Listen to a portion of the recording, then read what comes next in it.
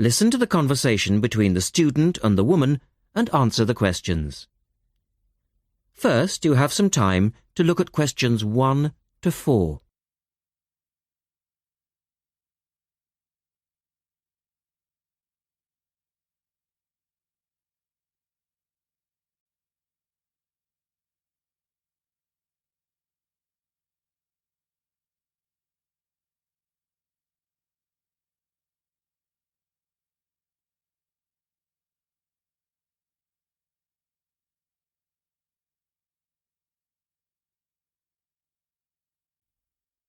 Now we shall begin. You should answer the questions as you listen because you will not hear the recording a second time. Look at the registration form. Listen carefully and answer questions 1 to 4. Good morning. Good morning. Can I help you? Yes. Is this where we register for the Beyond 2000 conference? Yes. What's your name and I'll get your conference bag. Well, I haven't actually registered yet. I was told I'd be able to register today, so I hope that's okay. I've just arrived in Melbourne. That should be fine if you're a student. I'll need to take your details, though. So, can I have your full name? Yes, sure. It's Melanie Mitchell. Is that Mitchell? Yes, that's right. And that's Ms., not Miss. OK, fair enough. And what's your address, Melanie? I live in student accommodation at Sydney University, so my address there is Room 66, Women's College, Newtown. OK. And which faculty are you studying in? I'm in the Faculty of Education. I'm doing a Master's in Primary School Teaching. Right. And may I see your student card because I need to verify that you're a current student? Yes, sure. Here it is. My number is 994578ED. The woman asks the student some more questions. Look at questions 5 to 10.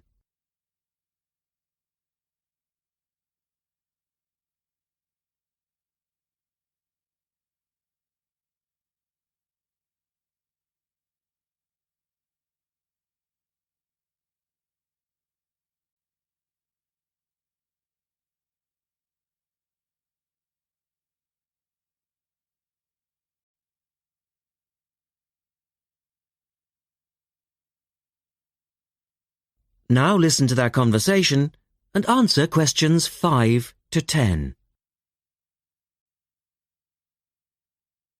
OK. Now, do you want to attend all 3 days? The conference runs from Thursday to Saturday. Yes, I think so, if I can afford it. What does it cost? Well, you're eligible for a student discount, which makes it $15 for a day registration or $40 for 3 days, though it is possible to register for half a day only. I'll register for all 3 days, please. Good. Now, will you be requiring accommodation while you're here in Melbourne? Yes, I suppose I will. What's available? Well, we have several levels of accommodation.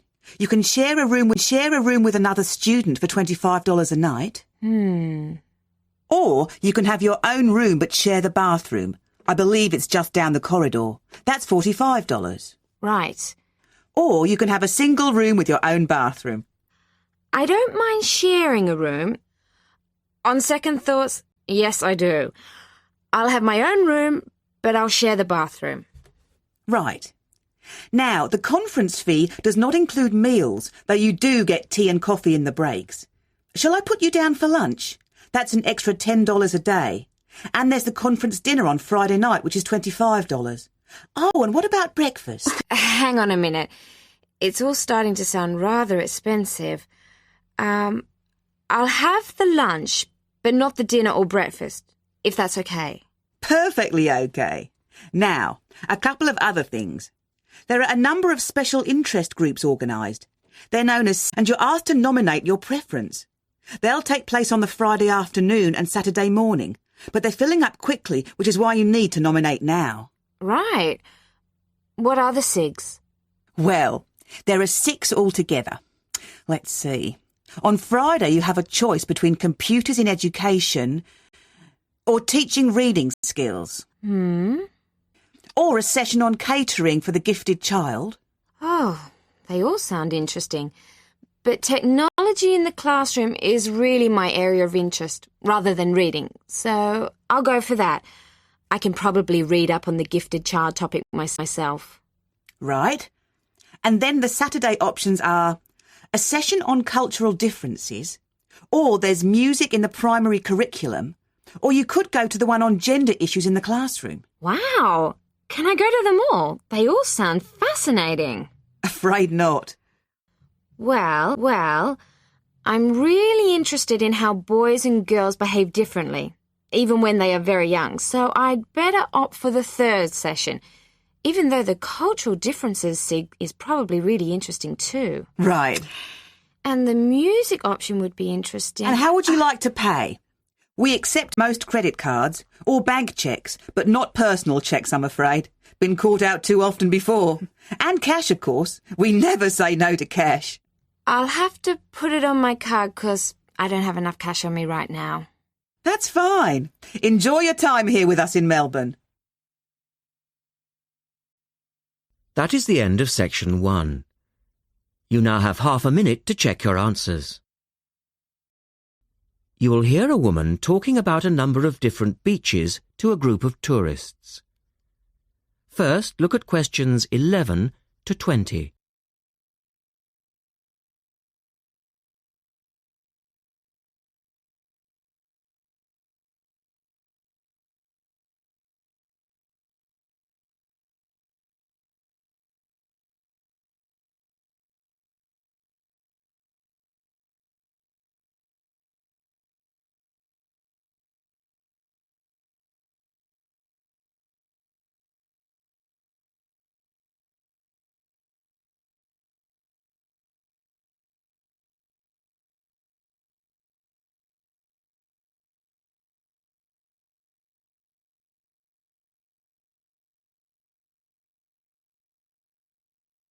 As you listen, answer questions 11 to 20. Right, let's move on to the beaches here, which are absolutely beautiful. You do have over 100 to choose from.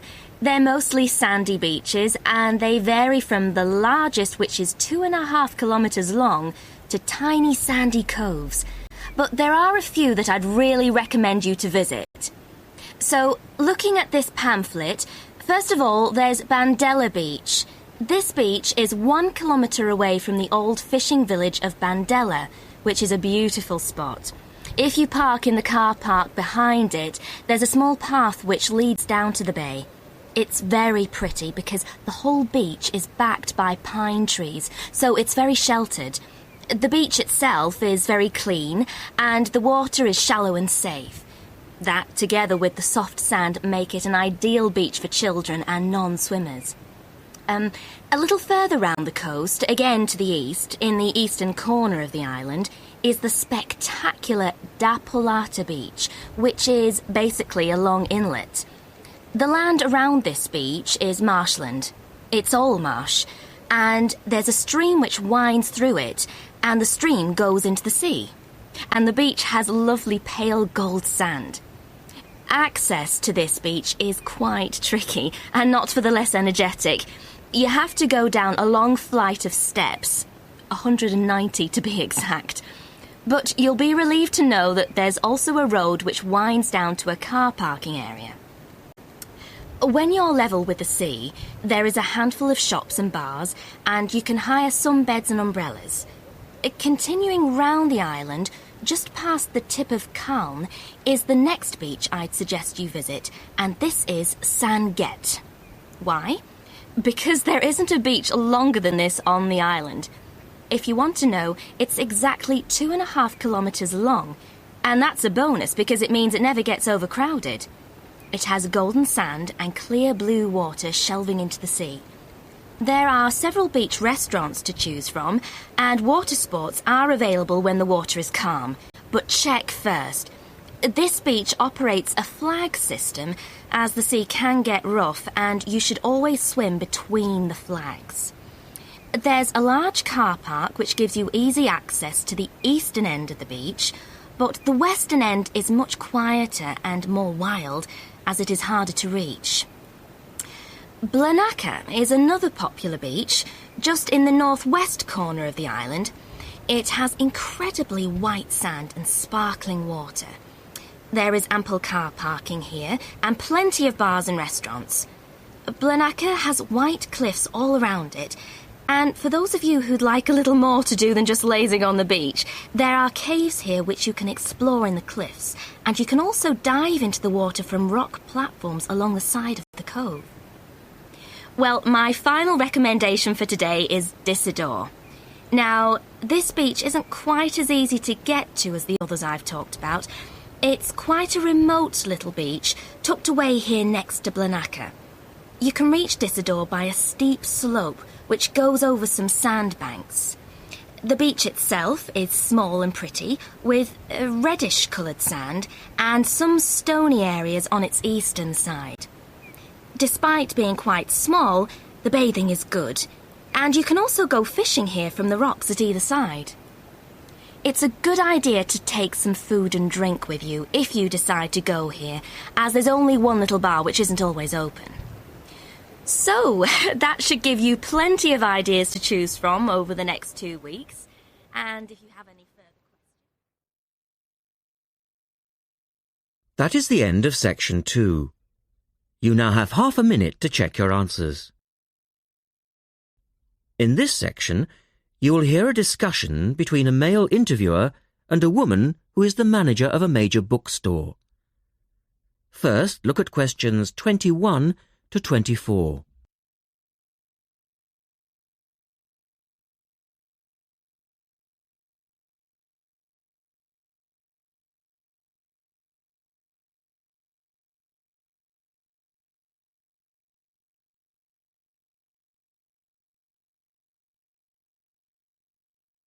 Now listen to their conversation and answer questions 21 to 24. The start of a new academic year is a challenge for booksellers. Lee Rogers talks to one major bookstore manager. Jenny Farrow, you're the manager of Dalton Books, and you sell an awful lot of books to students, don't you? Yes, we do. How do you manage to make sure that you're going to have the books students need when all the new courses begin? Basically, we make preparations long before they arrive. Like all other major book retailers, we have a database of information. And using that, we contact course conveners in May and ask them to send us their book lists. How many books are we talking about? For one course? Yes, as an example. An average course requires about 30 books. We ask lecturers to indicate whether a book is what we call essential reading. You know, the students simply have to get it, or whether it's what they would term recommended reading, or whether it's just a supplementary text that they tend to refer to as background reading. What about predicted buyers? It's not a perfect system, unfortunately. If a lecturer tells us that he expects us to sell 100 copies of a book, we know that we could actually sell anything from 50 to 150. That's why in practice, when it comes to ordering, it's a lot safer to go by the previous year's sales figures, if that's possible, of course, if we've sold the book before. We also build other factors into the equation, including the type of course that the books are for, the student's year group, and a measure of our own judgment.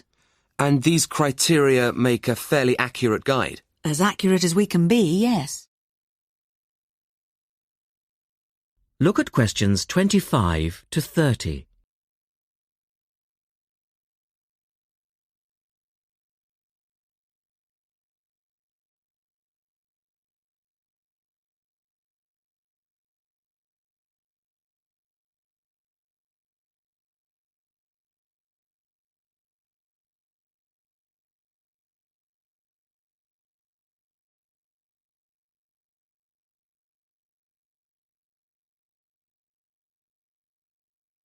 Listen carefully and answer questions 25 to 30. What about the publishers? Do they take an active role in promoting new books? Certainly. The academic and professional publishing market is worth about £700 million a year, so publishers go to some lengths to make sure their books are known. The standard procedure they use is to mail out catalogues to lecturers or colleges and universities. That's been the main form of promotion for years. Now, of course, they can also post details of new or revised works on websites. Some even go so far as writing individual letters to the appropriate lecturers in order to let them know what's coming up. The lecturers then contact you if they're interested? That's right. The publishers send us, the booksellers, inspection copies. Lecturers can then get a free copy and decide whether it's going to be suitable for their course. And how does it work with the students? What are they looking for and who helps them most? I think lecturers are best placed to understand the students' needs. Often the critical issue is what represents value for money for students. This is more important than price per se. Do students actually buy books before they start the course? Apparently, a large proportion of students wait to see what they need. Students have a firm idea of what constitutes a good book, so they tend to give themselves time to look at all the options before making a choice. They tend to go for books that are clear and easy to use. Often, the texts that their lecturers recommend turn out to be too academic and remain here on our shelves. Well, that was Jenny Farrow. And our guest tomorrow will be... That is the end of section 3. You now have half a minute to check your answers. You will hear Rebecca Bramwell, an artist and illustrator, giving advice on how to get your first job or commission as an artist.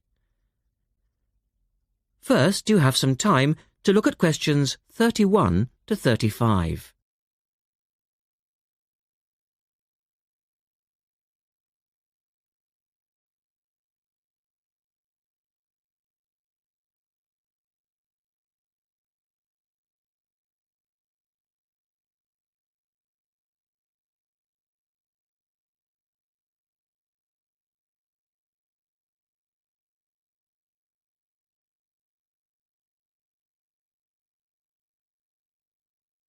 Now listen carefully and answer questions 31 to 35.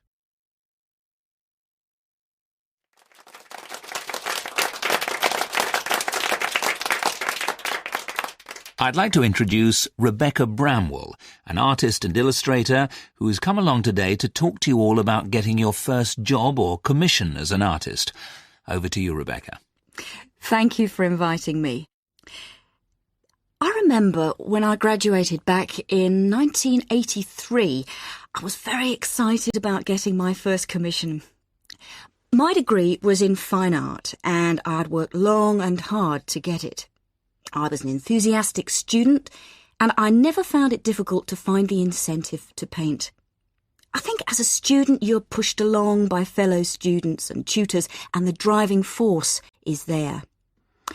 However, when you leave college, you find yourself saying things like, I'll have one more cup of coffee and then I'll sit down to work. I hate to admit it, but I say it myself. Suddenly, it isn't finding the inspiration or getting the right paper that's a problem. It's you. In my view, there are a number of reasons why this happens. It's a real challenge making a decent living as a new artist. You have to find a market for your work. Often you work freelance and need to take samples or portfolios of your work from place to place. These experiences are common to a lot of professional people. But artists also have to bare their souls to the world, in a way. More than anything, they want praise.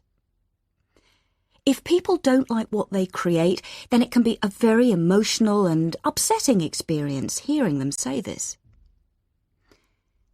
I began to realise that these problems were preventing me from having a career in art, and so I decided to experiment.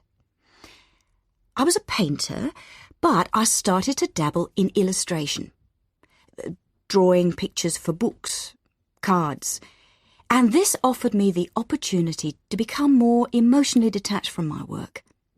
I was no longer producing images from the heart, but developing images for a specified subject, taking a more practical approach. I began to develop a collection of my illustrations, which I put into a portfolio and started to carry around with me to show prospective clients and employers. But it was still tricky because publishers, for example, want to know that your drawings will reproduce well in a book. But without having had any work published, it's hard to prove this. Having a wonderful portfolio or a collection of original artwork is, of course, a first step. But what most potential clients would like to see is printed artwork, and without this evidence, they tend to hold back still when it comes to offering a contract. Look at questions 36 to 40.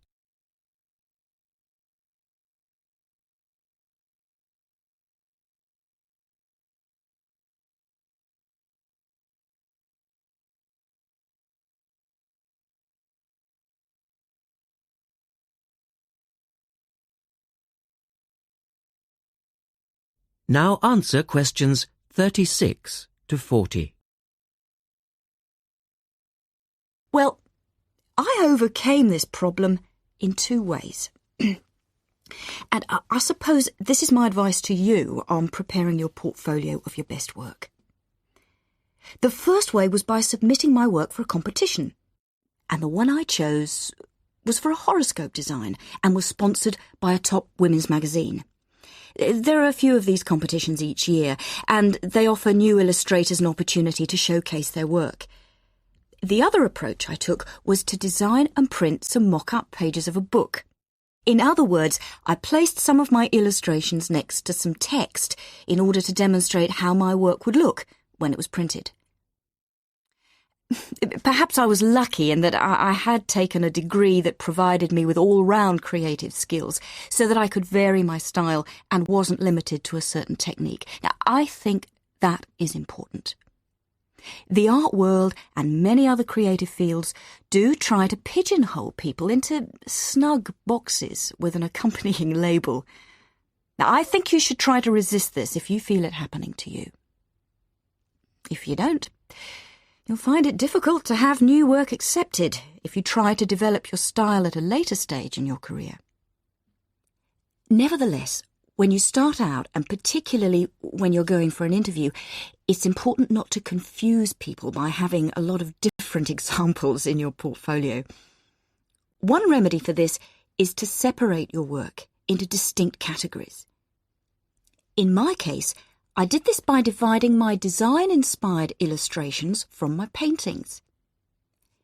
It's then easier to analyse the market suited to each portfolio, such as magazines, book jackets, CD covers, etc. Working under two names is also useful, as it clarifies the different approaches and offers a distinction between them. I think it's been hard for artists to be recognised in anything other than the pigeonholes that they've been placed in. But luckily, these barriers are slowly being demolished. So I really do wish you all the very... That is the end of section 4. You now have half a minute to check your answers.